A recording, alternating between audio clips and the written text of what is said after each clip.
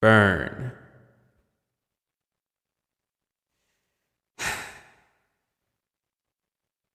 It's burning.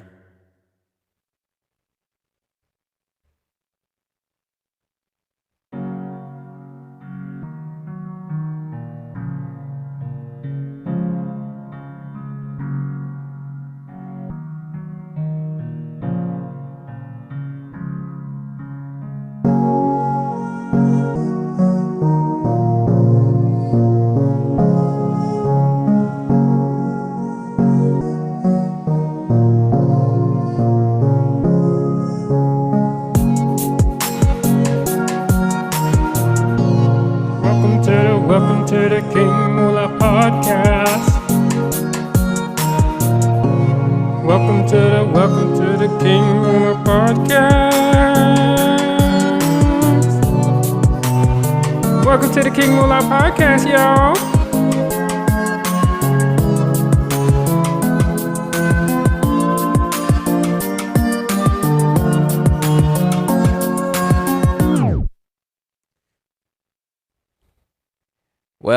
Welcome.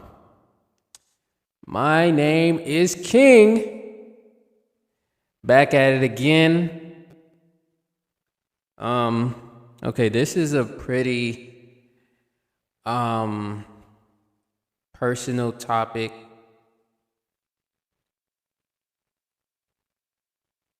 But it's also it's a worldly topic. It's just I have a connection to it because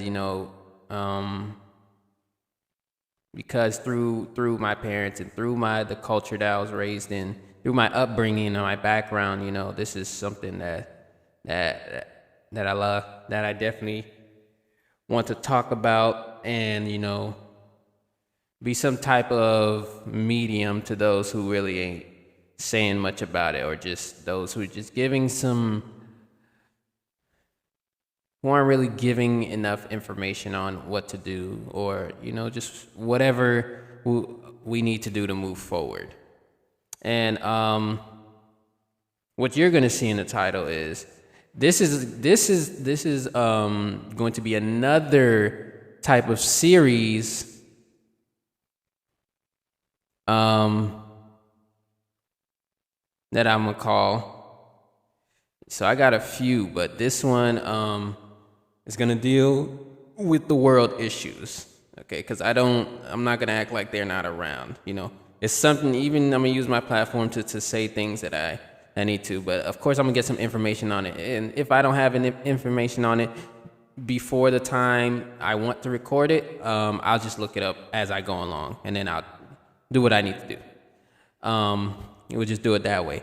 But the topic is. This is the intro. This is what the series is going to be called. The world is on fire.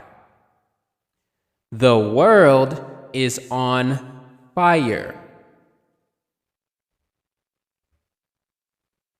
So that essentially means just everything, all the world problems that are going on that we all know about, that we've all heard about growing up,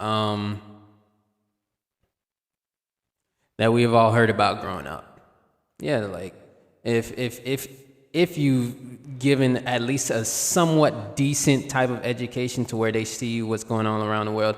Now I do understand there's a lot of lenses, especially in the Western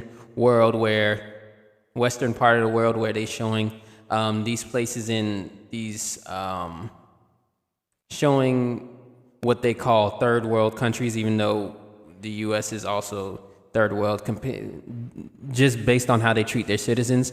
But yeah, through the lenses of the Western world, it's not always depicted well. It was usually not depicted well at all, because there's a lot of propaganda that goes around to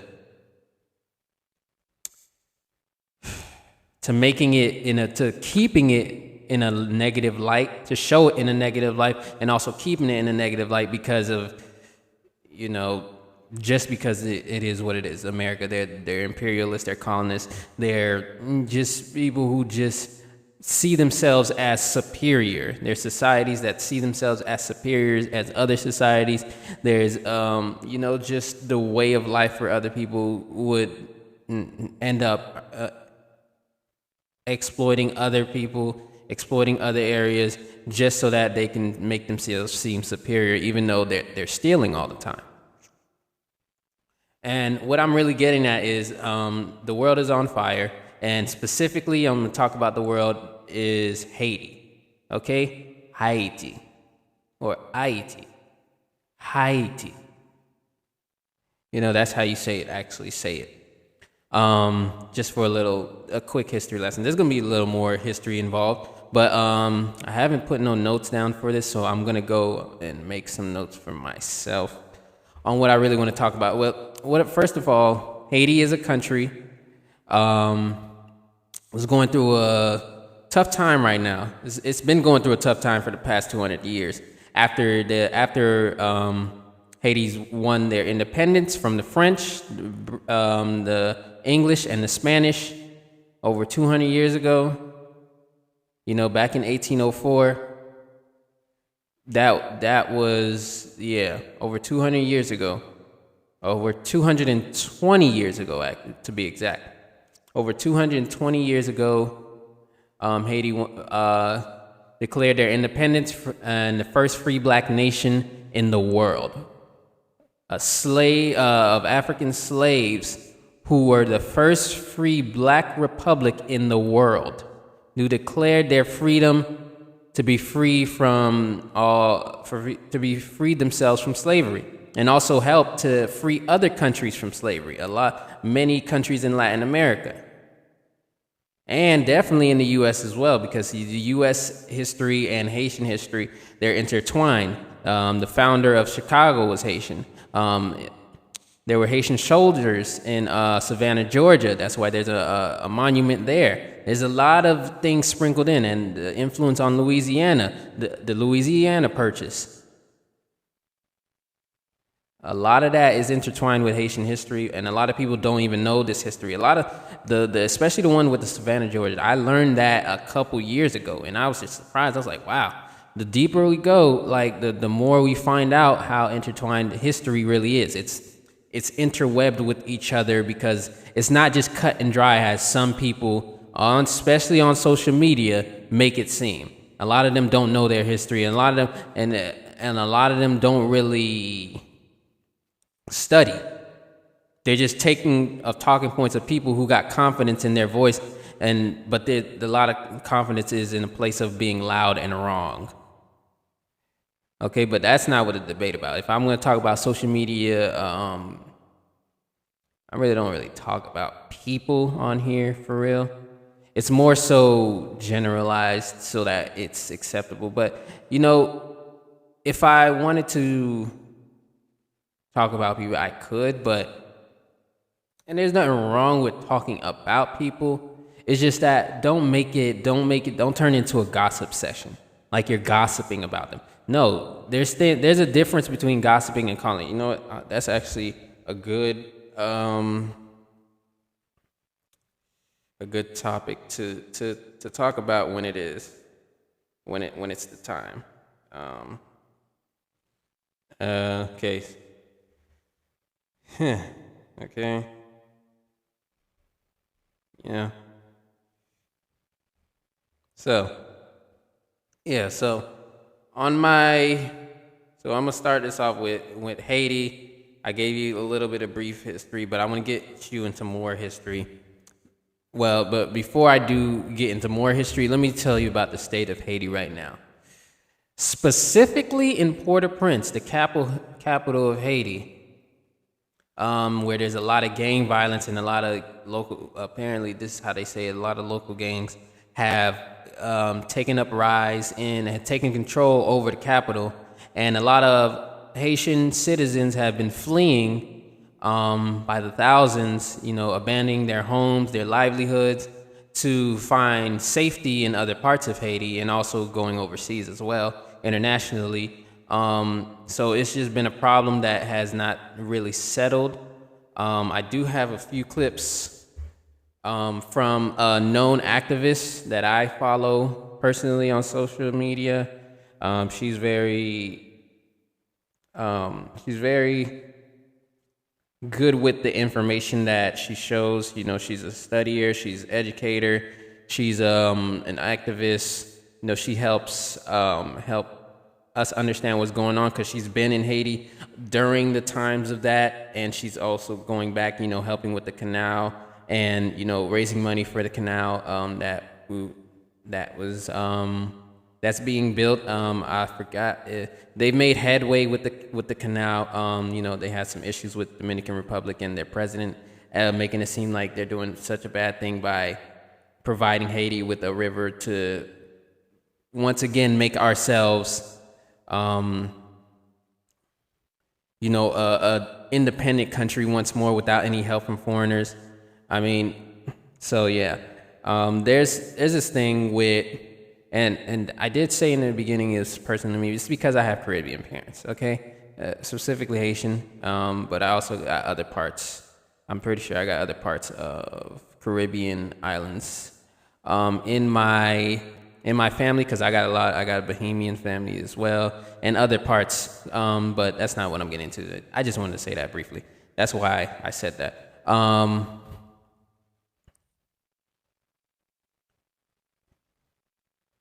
I also got American, but also got Black American in my family as well. But yeah, what I'm getting at is, okay, so like I was saying with the activists and the canal, and also working on the other canal on the other a different side of Haiti that has nothing to do with the Dominican Republic and what their antics and everything that's going on with the tensions between the Dominican Republic and Haiti. It was just ridiculous. But a lot of there's been progress towards the canal, which is good, and progress toward the second part, a different canal as well, to help Haiti sustain themselves economically again, because that I'm just going by what I know. I will correct anything that I've missed, that I haven't said correctly by, you know, actually going into the information. But from what I'm recollecting right now, it's after the war, France was so ashamed that they lost, that they were threatening Haiti to to invade them once more with more warships and all that stuff, unless Haiti pays back all the lost revenue, which is pretty much lost property, which is another way of saying lost slaves, the slaves that they lost because the slaves fought for their freedom, and they would keep coming to until Haiti paid back the money that they lost of the French. Haiti didn't have the money for it, so they used French banks they took a loan from French banks, and then there was also something called a double debt where they took a loan from French banks, while also, I forgot. I'm gonna skip that part. I'll see if the information comes right in front of me when I'm actually looking through it to, you know, verify what I'm saying right now. But yeah, and that system, that double debt system that Haiti took on from the French, it crippled Haiti's economy, and also the occupation and reoccupation in the U.S. has also crippled Haiti's economy. And it's just a lot of things that has crippled, a lot of factors that have crippled Haiti's economy from outside external factors, and you know, while also being internal, like corrupt politicians and, you know, greedy politicians that sold Haiti pretty much sold Haiti only for their own personal benefit, for their own families, instead of the actual people of Haiti, the citizens that make up Haiti. The whole reason why Haiti is there is because of its citizens, not because of the greedy politicians or puppet public controlled politicians. So, yeah, that crippled Haiti's economy, and Haiti's been in a deficit ever since. And Haiti's climbing its way back. It takes some time, but I believe Haiti can do it, and Haiti can solve its own problems if they were left alone. Since they're not being left alone, I personally do feel that we should get some help, but recently I've been, battling if what's best for Haiti. I think the citizens should take control, but at the same time, if Haiti helped all other nations become free, why should Haiti have to fight its own battle alone again? If we helped the whole world out of slaves that were slaves at the time,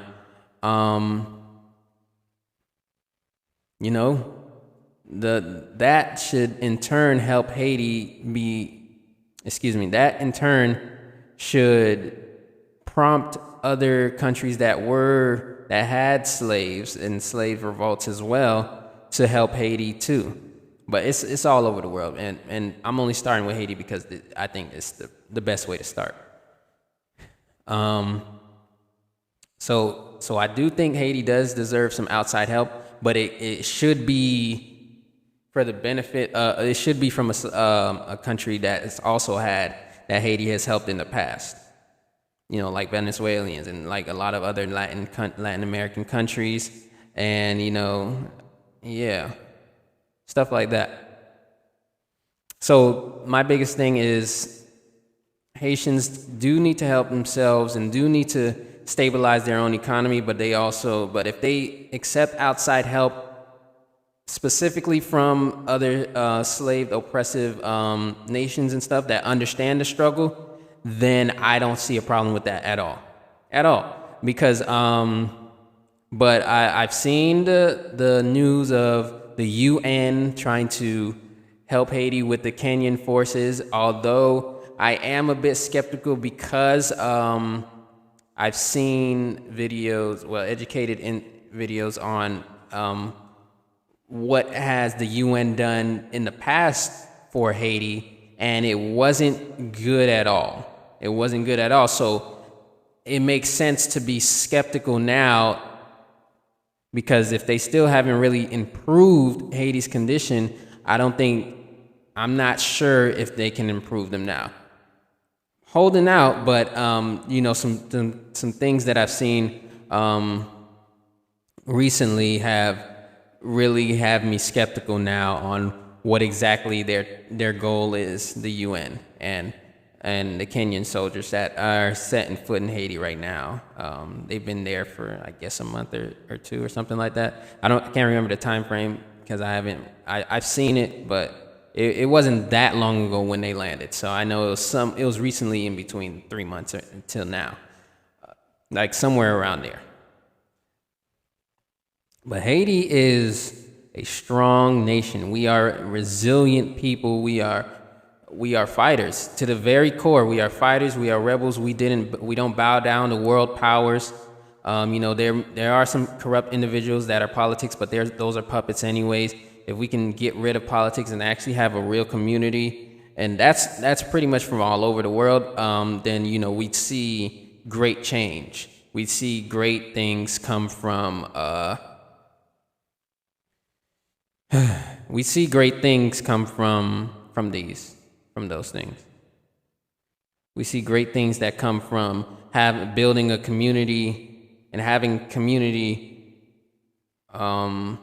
community sufficiency instead of self-sufficiency, a community sufficiency in Haiti, where the people take up arms as well as feed, furnish, grow the economy, and just the infrastructure in Haiti without outside help. But with outside help, it has to be from real, genuine connections that we've had with like people who are also in oppressive systems, and we all band together. That's the thing.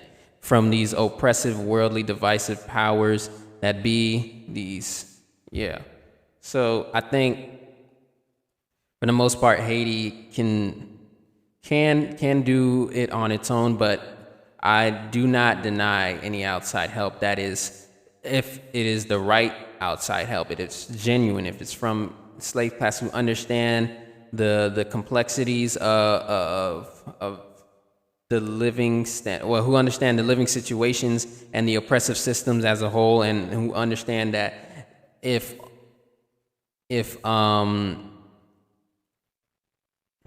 this place is having a hard time economically and struggling, then pretty much the work is not done. The work is not finished, and there's still a lot more work to do to make sure every country that's going through major crises, not just not having a GDP, but just major crises of making sure the water's clean, the food's clean, they make sure that it's safe for citizens to go outside.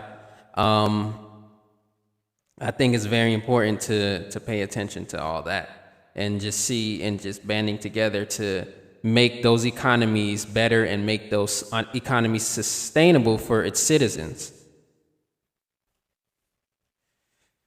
All right, so yeah, but let me verify everything that I was saying with these Instagram clips. I'm gonna give you the names and all of that come with it. So that we give proper credit to where it's due. Wait a minute. Yeah, so we give proper credit to where it's due. Let's go. All right. I'm just looking through. I gotta find the clip. I'm really worried about that. Why did I even? There we go. Okay. Let's see. Where's the? Okay, so this is about the UN peacekeepers in Haiti. This is what I'm gonna play. I think it's 2 clips. I don't know how long they are. Let me check. Oh, we can't. Why is nothing being played? Assess the progress. Okay, hold on. This weekend, the president of Kenya visited Haiti to assess the progress of the Kenyan police mission in Haiti. Clearly, this mission isn't accomplishing what it set forth to accomplish. On his trip, President Ruto said that he's open to this mission being turned into a full UN peacekeeping mission. This is a big deal. The last time the UN occupied Haiti, they failed, abused, murdered, exploited the Haitian people. And this isn't something that happened a long time ago. The last UN peacekeeping operation ended in 2017. Here are a few ways the UN brought destruction to Haiti through their last peacekeeping operation. The UN peacekeepers brought cholera to Haiti, which killed over 10,000 Haitians and left tens of thousands of Haitians ill. And this happened just months after the 2010 earthquake. They denied it at first, but all of the evidence pointed back to them. They were careless, reckless. Because of their gross negligence, they didn't properly dispose of their waste, which contaminated a principal river in Haiti. And what's worse, because of their diplomatic immunity, the UN was never held legally responsible for the cholera outbreak. And these peacekeepers also sexually abused minors across Haiti, young boys and girls, and men and women. And this doesn't just happen in Haiti, this happens across the world wherever these peacekeepers are sent. One investigation found that there was a sex ring in Haiti led by 134 peacekeepers. These men, they violated, sexually abused children from 2004 until 2007. None of these men were held accountable, none of them were given jail time or even charged for these crimes. They were all protected by diplomatic immunity. This is only the tip of the iceberg. UN peacekeepers in Haiti fathered hundreds of children, and they left the mothers without any support. Women across Haiti are having to fend for themselves because no one is holding these men accountable. Over $7 billion were poured into MINUSTA, the peacekeeping mission, and yet after 13 years, these soldiers weren't able to accomplish their anti-gang mission. They never addressed the root causes of these gangs. Who's funding them? Who benefits from them? How are they getting these guns? And that's why after billions of dollars invested, we still see gang activity in the capital today. In fact, It's worse than ever before. Instead of cracking down on the political leaders and the bourgeoisie who fund these gangs, instead of investing in local governance structures and institutions like Haiti's national police, instead of addressing underlying issues like poverty, unemployment, lack of quality education, which directly contribute to gang activity, the UN targeted and attacked vulnerable neighborhoods like La Saline, Cité Soleil, Bel Air, which led to civilian casualties. The last UN peacekeeping mission in Haiti was a disaster.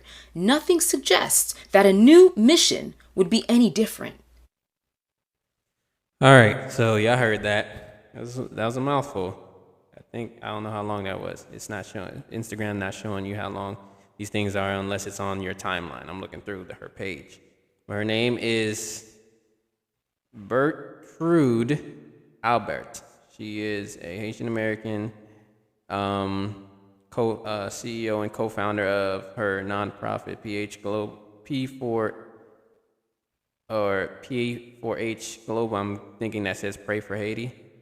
I'm thinking that's what it is. Yeah, she's been instrumental in giving us updated news on a lot of things Haitian related, because she is a Haitian activist. So what she was talking about, the peacekeeping in the UN and that stuff, but she's also, when I mentioned the canal,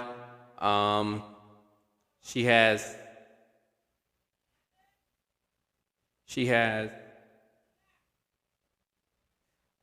where is it at? Something about I know I just seen it before.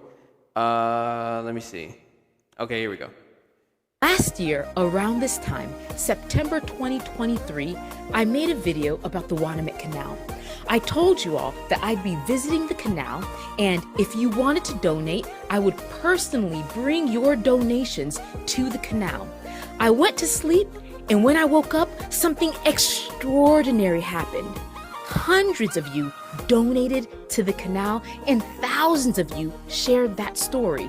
Literally overnight, almost $20,000 came into my nonprofit's account for the canal. Now, 1 year later, and you have donated over $260,000 to not only the Wanamit Canal, but also the Malfetti Canal, the Torbet Canal, the Fort Liberté Canal, and the bridge in Ocap.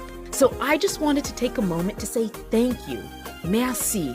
Thank you for trusting me and my nonprofit with your donations. So many of you have been burned in the past by giving donations to organizations that have misused your funds. And so your trust is not taken lightly.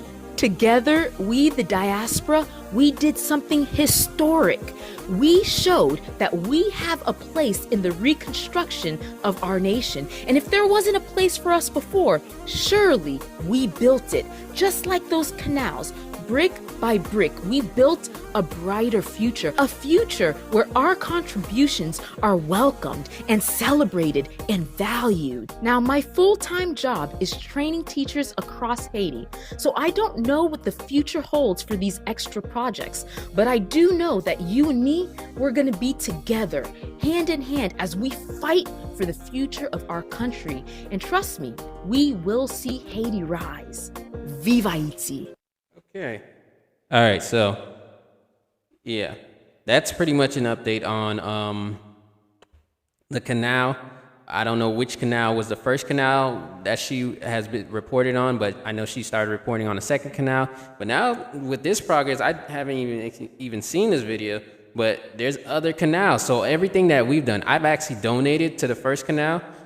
So I'm glad to see that we have so much progress, the progress that is going on. That's why I don't only want to highlight the issues, I want to highlight the solutions as well, is to getting ourselves, getting hands-on. If we can't be hands-on in the country, we can donate from afar. We can support, we can share the updates, we can talk amongst ourselves in our communities and, provide that support. Those who are shipping the supplies over there, those who are, who are donating the money, these are the things that are going to make Haiti shine once more. This is the things that's going to make Haiti become stable once more. And when we actually mean what we say, when we put our money where our mouth is, and not actually just being, saddened by the news that we hear by the recent president that was murdered by U.S. connected mercenaries.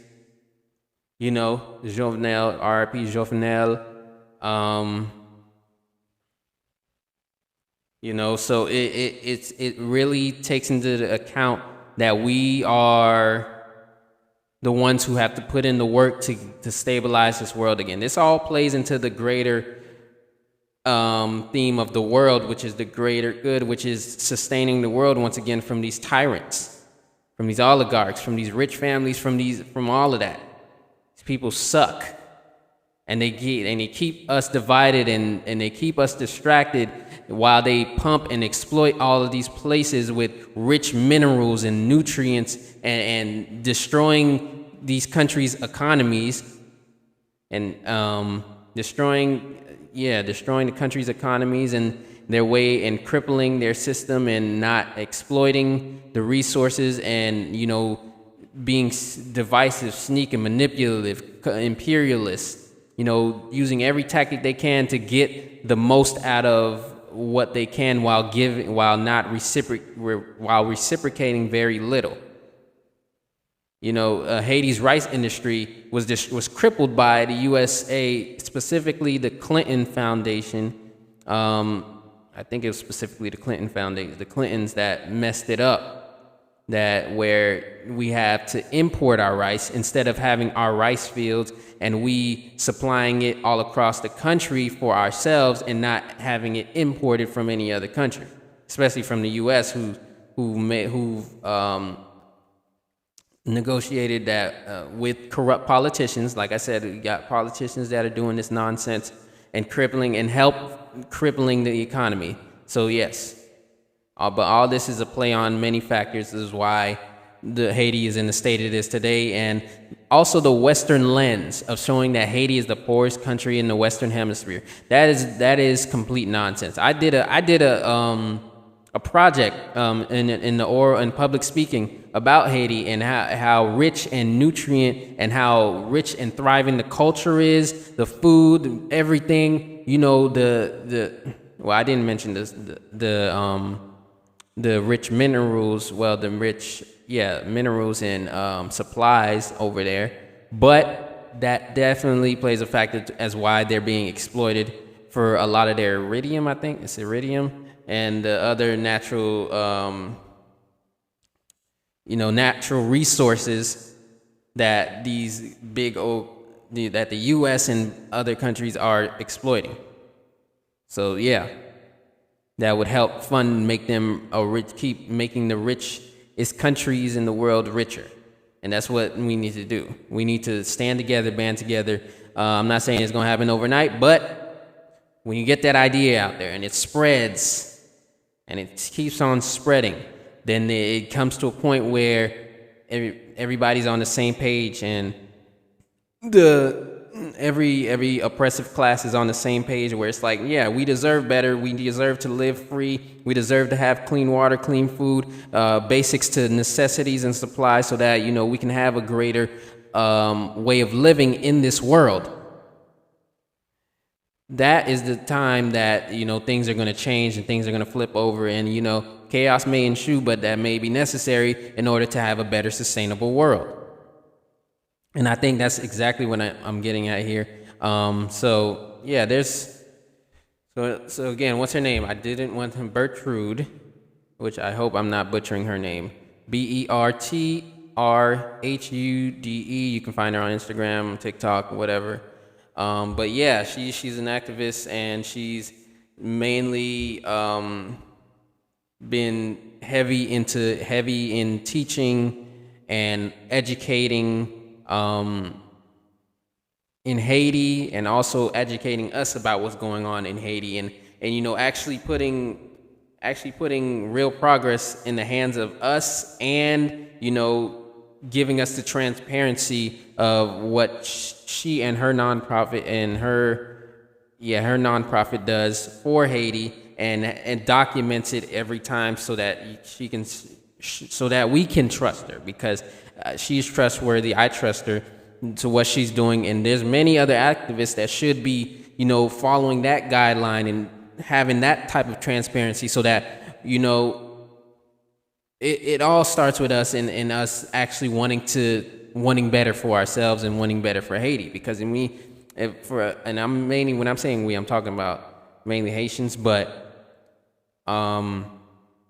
this plays on to every other oppressive class in the world, and every other place that's having trouble economically. Every class that's oppressive, like Black Americans, and trying to get their reparations in America. I fully support that. Every other place that needs reparations, like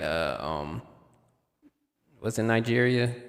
I think so. Just any slave, any class that had slave history. And those classes that have not seen reparations yet, I hope they all get reparations from their respective colonies, that have thrived today and have stolen everything and have based all of their riches off of being exploitative.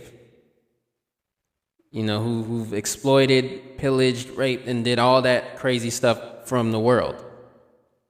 I really want to see that all. I want to see all these classes get the benefit. Okay, even the things that are going right now in Africa. Africa is so rich in natural resources that all these countries that call themselves first world couldn't live without Africa. Nobody, most of the world, couldn't live without Africa, the continent. And Africa has 54 countries. Okay. Depending on what model you're looking at, but 54 countries, and they're all getting their fair share of holders, but a lot of imperialist colonists have been benefiting so much, and a lot of people should be fighting back. A lot of the locals should be fighting back. A lot of people from slave, oppressive classes should be fighting back, absolutely, every single day until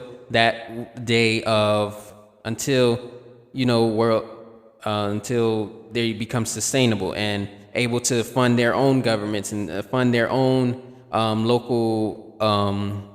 local areas, regional areas, making sure that there's no corrupt politicians or corrupt businessmen, as there all are. But that's what the biggest thing of the World on Fire is. I think that's my goal for this series, for the World on Fire, is to get the people going with the information that I provide. And also I'm going to be looking into more, because the next one I already have a country set. I really got to actually research this stuff, and I'm actually going to talk to somebody I know who is from this country.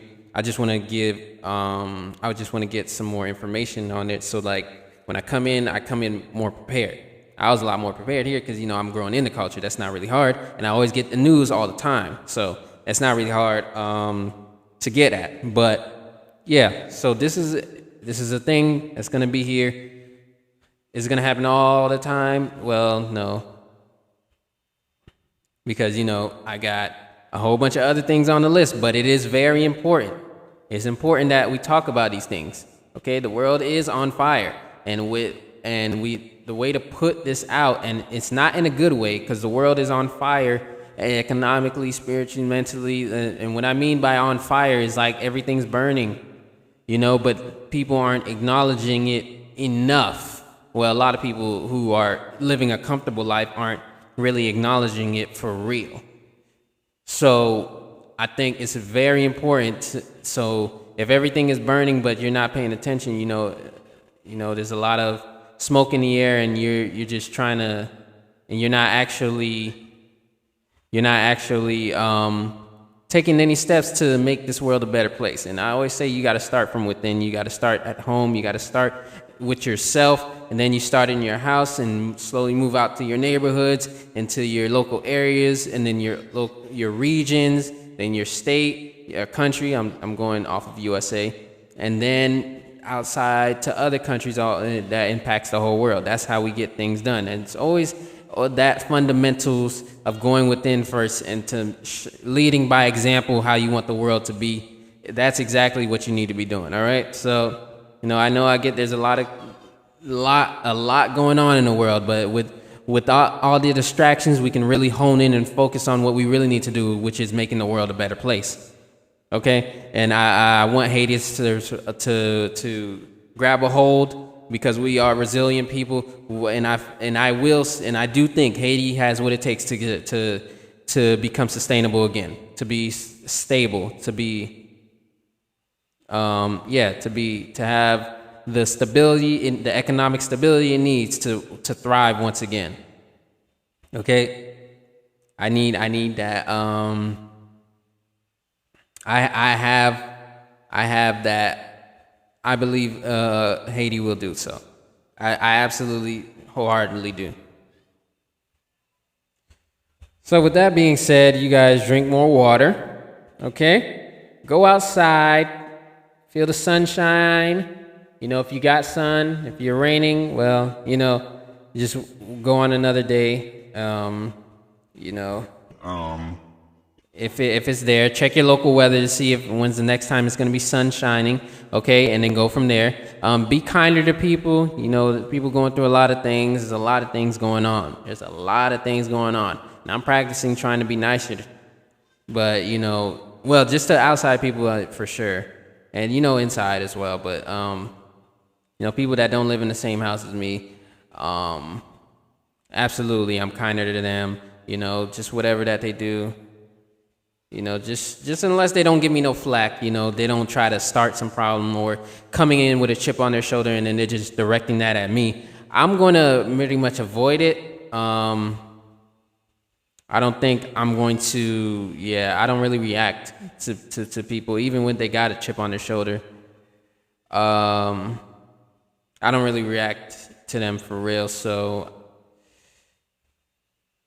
to them to where they see it. So so even if, just be kinder to people. You know, there's a lot of people going through a lot of stuff. There's no excuses for like reckless behavior, because there's a difference between reckless and you know, mischievous. Because reckless is like, you know the consequences, but you're still doing it anyways. So so be clear about that. I don't know why I even said that. Just be, you know, be mindful. Be mindful of those things. All right? I'm King. It's King Gula TV podcast, y'all. I'm out of here. Viva Haiti. Yeah.